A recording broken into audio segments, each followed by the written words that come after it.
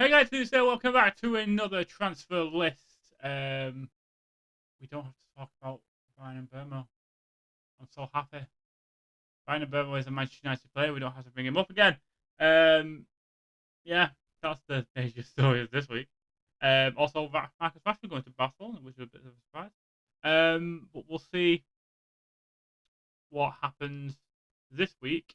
I had 8 ins and 5 outs. I believe it's five. One, two, three, four, five. Yep.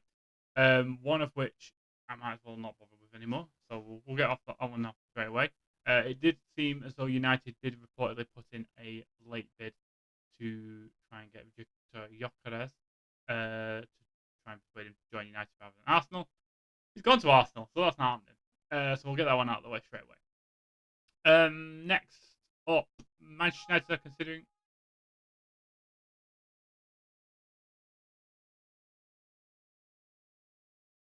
Next up, Manchester United are considering a move for Emi Martinez, but may be put off by Aston Villa's £14 million valuation. United have had a loan bid rejected for the 32-year-old Argentinian goalkeeper. I'm still on the fence with this. I'm not sure whether this happens. It does seem as though there's a bit of smoke to this, though. Would I like Martinez at United? 32 years of age. You're going to get. Well, with goalkeepers, it's different because goalkeepers can last longer, I guess, and in terms of the service. You'll probably get 6 years maybe out of him before you see a decline, if there is going to be a decline. Probably maximum 6 years, I would say, or an average of 6 years, I guess. But would I want him in rather than a younger goalkeeper? I think we could have more of a longevity. I mean, it worked when we got De Gea in, so why? I mean, it worked when we got De Gea in, so why not keep that kind of mindset? I just think that it's a kind of 50-50 at the moment because, like I said, there's no smoke without fire. We'll see how things progress with that, but we never know. Manchester United's hopes of signing Nicholas Jackson receives a boost after the Chelsea and Senegalese striker rejected AC Milan and Napoli because he wants to stay in the Premier League. I think this is less likely than the Martinez deal, but it's still 50-50 for me. There does seem to be room for a striker. I think it's going to be someone we're going to mention later on. So we're going to leave that one to the end, I think. Oh no, we've got one other before that. After that, two others actually. So I slot down in the middle. But yeah, in terms of Nicholas Jackson, for me, I don't know because Nicholas Jackson is a bit of a weird one because his numbers suggest he's not too bad in the Premier League and he has actually been pretty decent. However, the eye test says differently. So I just don't think would I have Nicholas Jackson over some of the people we're going to have mentioned. There's one definitely I'd have over him. Does he improve over Hoyland? I don't know. That's the thing. That's the issue. I'll put it at 50-50. I'm not swayed by it, put it that way. United are set to compete with Manchester City for the signature of 26-year-old Sporting and Denmark midfielder Morten Hjulmand. I'm going to put it here. This is the first I've heard of this. We do need a centre mid. I think there is potential for a kind of screening centre mid, a kind of more defensive minded centre mid, possibly to kind of replace the kind of Casemiro side of things. I don't think Casemiro, despite the fact we have one game a week this season, I don't think Casemiro will be able to consistently play. I think he will still be kind of factored in and out. Just because of the pace of the Premier League. So we do need someone a bit younger in that kind of places. Obviously, Hjulmand is known by Amorim quite well. It's a Sporting player. He would be a decent fit. He'll know the system.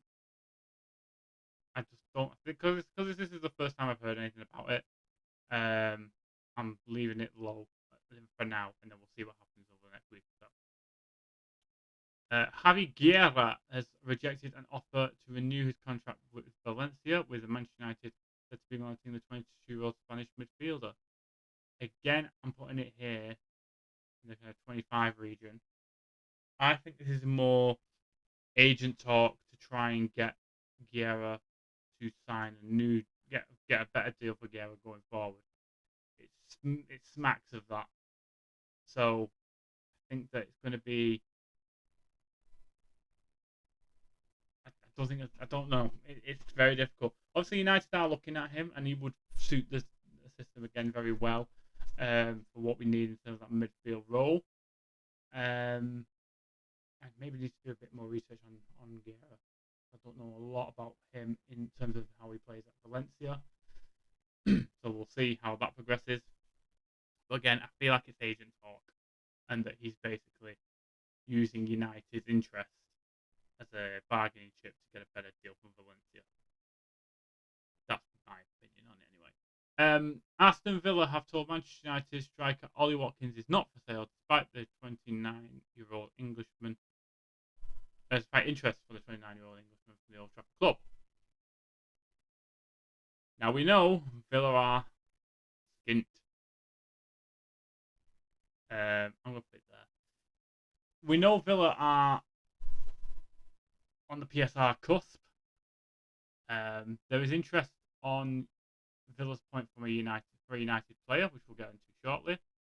Could we not do a swap, please? I've seen a lot of people say, would you take us paying 50 million for Watkins and they pay 50 million for the person I'll mention in a second, and then we do the kind of swap deal in a sense, and it's all good on each other's PSR balance sheets on that basis. I think I'd take that, to be honest, with the person I'm about to mention. I think that it makes sense. They both want the players involved. Why not do a swap deal, but call it whatever on each other's side, and there you go, and we move on, and we all get on with our lives. We have a striker. I like the look of Watkins. I think Watkins with Mbeumo and Cunha incredibly increases our forward line to an exponential extent. To have him replace Højlund, you've obviously got Mbeumo in a sense replacing Fernandes, although Fernandes is going to play the more deeper role, it looks like. And then Cunha replacing Garnacho. That's so much better for me. I think it's a much better forward three. And for me, Ollie Watkins would be the one I would go for. Despite the age, I know he's obviously 29, I think you can get a good 4 years out of Ollie Watkins. Say 33, then you might see a decline. But many footballers have played very, very good football in the Premier League into their 30s. So, and I think Watkins has the potential to do that. I think it would be a good purchase for United, and he's a player that I personally like, and I think would do very well. He could score a lot of different types of goals, which would definitely help United's situation in that sense. So Watkins, at the moment I put it at 50%, but I'd like to put it higher if I felt there was more to it in a sense. Speaking of strikers, Manchester United have entered the race to sign Paris Saint-Germain and French forward Randal Kolo Muani, who is a top target for Juventus, who, as you was on loan last season, hence the Juventus kit. I think this is again a 25. I'm going to put it this side. 25. For me, I think this is probably I don't know if it's agent talk or it's just tabloids trying to get United into a story. I don't know, but for me, I don't think Kolo Muani fits what we're looking for. I think he played all right at Juventus last season. Whether he would fit United's situation right now, I don't think he would. So we'll put him on the 25, but in that square, we'll leave that. And finally, for the ins, Manchester United, Newcastle, and Tottenham will battle it out for Serbia and Al Hilal striker Alexander Mitrovic. Looks like the 30-year-old wants out of Saudi Arabia, or the Saudi Arabian club wants out of him, or he won't get rid of him. Again, I think that's lower down the list. I think we're just getting added to the list. I wouldn't be surprised if we brought him in, but I'd like him to be the second striker comparatively to Watkins. If we brought in Watkins on the swap deal, and then we brought in Mitrovic on a loan, I think I'd be happy with that. And then you can use Xerxes as your 10 slash your striker. It allows Chido-Obi to develop correctly with less pressure. I think it would be fairly decent to bring in Mitrovic. I think that one has to replace Højlund, who we're actually not mentioned this week. There's not been any interest this week. And I did think he played fairly alright this week in the preseason game, especially the one in America. So we'll see how that goes. But out of all the strikers mentioned in here, I'd say Watkins, as I've probably put him as the top one here. Watkins would be my one I would pick, and then from there, you kind of circling down here, and then obviously you had the likes of Dominic Calvert-Lewin, Callum Wilson was mentioned at one point, and Jamie Vardy, I don't know why, but yeah, he was mentioned at one point. Ollie Watkins would be the one that has been mentioned to me that I would have definitely with the process I mentioned earlier. Speaking of which, that we'll talk about the other side of that swap deal I mentioned. With the outs, Aston Villa, Chelsea, and Tottenham are monitoring the situation of 21-year-old Manchester United winger Alejandro Garnacho, with the clubs believing the Argentina international could be available for about 40 million. I think he's out the door. I think it's very likely he's out the door. I'm only putting it at 75 because there's not any concrete evidence of bids or anything like that. Obviously, there's a lot of monitoring occurring. I do think Garnacho goes. My ideal would be this swap here, as I mentioned. Give Villa Garnacho. Watkins comes to United. We call it 50 million each way. Boom, sorted. Everyone looks good on the pay slips. I do think Garnacho goes. I think his time is up. I think that Amorim has had enough of the attitude. I think that's going to be the end point in a sense, in the issue clincher for me. But yeah, I think Garnacho is definitely a one that will be out the door. Juventus will step up their efforts to sign England winger Jadon Sancho from Manchester United when Belgian winger Samuel Mbangwala and 25-year-old USA striker Timothy Weah leave the club. Well, this is just waiting on Juventus selling players to be able to afford getting Sancho in. So again, it's high up there. I think we'll actually put it there. I think that's the most likely of the two so far. And it looks like it's going to be Juventus. Everything looks like it's done and dusted. So, yeah, I don't think there's anything more to say about that. We talked about it last week. Tottenham are also closely monitoring Kobbie Mainoo, with the Manchester United midfielder yet to agree a long-term extension to his contract, which expires in 2027. That's as I'm willing to put it in here. In fact, I'll willingly put it there. I don't want to see Kobbie Mainoo go anywhere. I don't think Kobbie Mainoo is going anywhere. Yeah, that's all I got to say about it. I think he played quite well in the game against West Ham as well. So I think that Kobbie Mainoo, manager likes him. There isn't a reason to sell him unless we're absolutely desperate for money. That's the only reason I think we would need to sell him. But yeah, I don't think we need to sell him right now. Two of Saudi Pro League's top clubs are interested in signing Anthony from Manchester United as a return to Real Betis, where the 25-year-old Brazilian winger spent last season on loan looks unrealistic. Again, I think that's up there in terms of him leaving. I think he will go to Betis. I think it's just a matter of them figuring it all out. The Saudi thing seems a bit bizarre to me. I don't know why that's occurred, but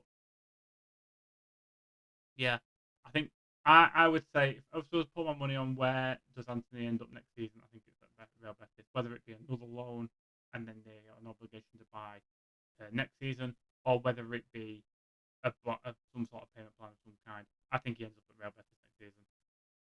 That's why I'm putting it there. The only reason I'm putting it lower than Garnacho and Sancho is just because we're waiting on things to progress, basically. And England's left back Luke Shaw will also listen to offers from Saudi Arabia, the clubs in Saudi Arabia. So 30-year-old is ready to quit Manchester United after 11 seasons at Old Trafford. I'm going to go 50-50 on this because I think Shaw will be. Well, I think he's needed. I think he's down the pecking order because I don't think he'll be playing wing back. I think he'll be playing the left side of the three in the centre back roles.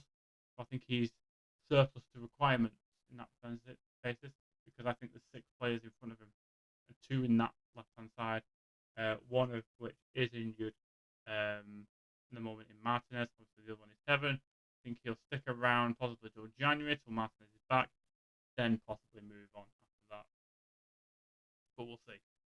I'll give it 50-50 though, because I wouldn't be surprised if I saw Luke Shaw go out the door in this summer window. And that is it, guys. Let me know what you think about this week's transfer list. Who do you think is on the way out? Who do you think is on the way in? Finally got Burma in. I'm so glad that's happened. I just want to see him in a United shirt now. Hopefully that happens on Wednesday when we play Bournemouth. It didn't happen at the weekend when we played West Ham. He's not quite up to speed, but we'll see how it goes. Like this video if you have liked it. Subscribe if you are new, guys. And until next time, guys, take care.